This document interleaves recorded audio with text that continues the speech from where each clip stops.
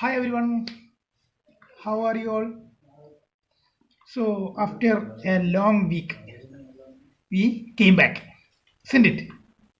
Last week you had exams, so we just stopped the lessons. So, now, today onwards, we are going to start the classes again. Are you ready to attend the classes? Very good. So, dears, today we are going to start a new story. Do you know what's the name of the story? It is a Japanese tale.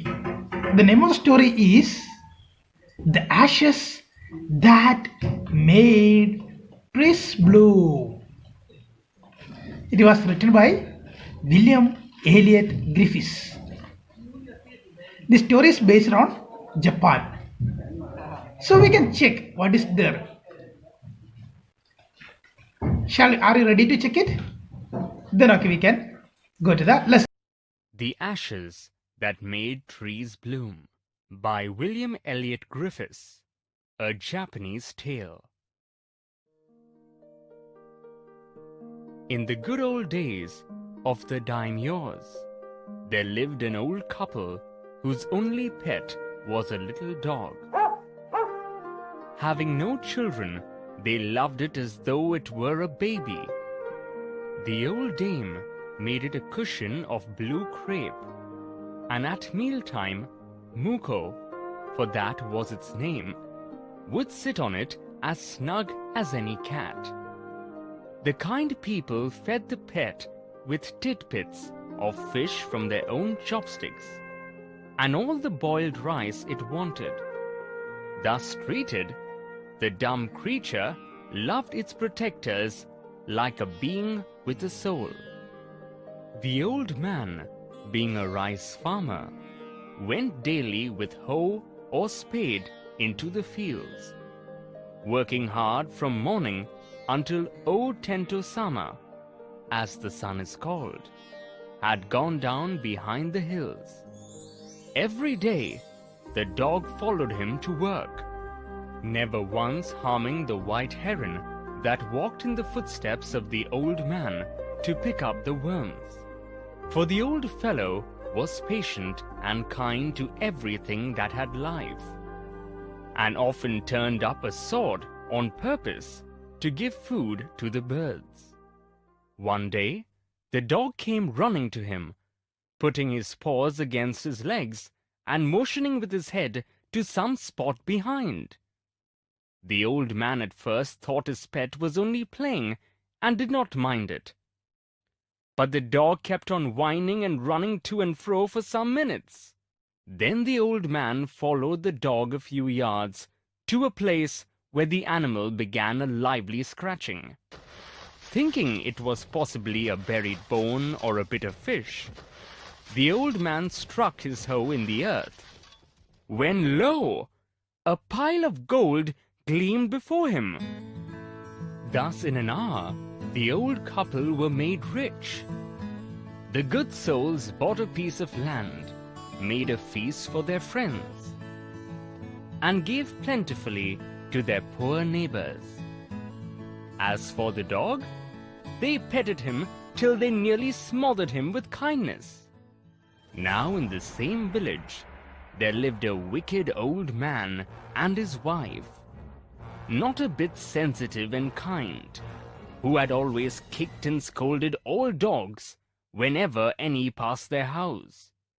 Hearing of their neighbor's good luck, they coaxed the dog into their garden and set before him bits of fish and other dainties, hoping he would find treasure for them. But the dog, being afraid of the cruel pair, would neither eat nor move. Then they dragged him out of doors, taking a spade and hoe with them. No sooner had the dog got near a pine tree growing in the garden than he began to paw and scratch the ground as if a mighty treasure lay beneath. "Quick, wife, hand me the spade and hoe!" cried the greedy old fool as he danced with joy. Then the covetous old fellow with a spade, and the old crone with a hoe began to dig. but there was nothing but a dead kitten, the smell of which made them drop their tools and shut their noses. Furious at the dog, the old man kicked and beat him to death, and the old woman finished the work by nearly chopping off his head with the sharp hoe. Then they flung him into the hole and heaped the earth over his carcass. The owner of the dog heard of the death of his pet, and mourning for him as if he had been his own child, went at night under the pine tree. He set up some bamboo tubes in the ground, such as are used before tombs, in which he put fresh flowers. Then he laid a cup of water and a tray of food on the grave, and burned several costly sticks of incense. He mourned a great while over his pet, calling him many dear names, as if he were alive. That night, the spirit of the dog appeared to him in a dream and said, "Cut down the pine tree over my grave, and make from it a mortar for your rice pastry and a mill for your bean sauce." So the old man chopped down the tree and cut out of the middle of the trunk a section about 2 feet long. With great labor, partly by fire, partly by the chisel, he scraped out a hollow place as big as a small bowl. He then made a long-handled hammer of wood, such as is used for pounding rice. When New Year's time drew near, he wished to make some rice pastry. When the rice was all boiled, Granny put it into the mortar. The old man lifted his hammer to pound the mass into dough, and the blows fell heavy and fast till the pastry was all ready for baking. Suddenly, the whole mass turned into a heap of gold coins. When the old woman took the hand mill and filling it with beans began to grind, the gold dropped like rain. Meanwhile, the envious neighbor peeped in at the window when the boiled beans were being ground. "Goody me!" cried the old hag, as she saw each dripping of sauce turning into yellow gold, until in a few minutes the tub under the mill was full of a shining mass of gold. So the old couple were rich again. The next day, the stingy and wicked neighbor came and borrowed the mortar and magic mill. They filled one with boiled rice and the other with beans. Then the old man began to pound and the woman to grind. But at the first blow and turn, the pastry and sauce turned into a foul mass of worms. Still more angry at this, they chopped the mill into pieces to use as firewood. Not long after that, the good old man dreamed again, and the spirit of the dog spoke to him, telling him how the wicked people had burned the mill made from the pine tree. "Take the ashes of the mill, sprinkle them on the withered trees, and they will bloom again," said the dog spirit. The old man awoke and went at once to his wicked neighbor's house, where he found the miserable old pair sitting at the edge of their square fireplace in the middle of the floor, smoking and spinning. From time to time, they warmed their hands and feet with the blaze from some of the bits of the mill, while behind them lay a pile of the broken pieces.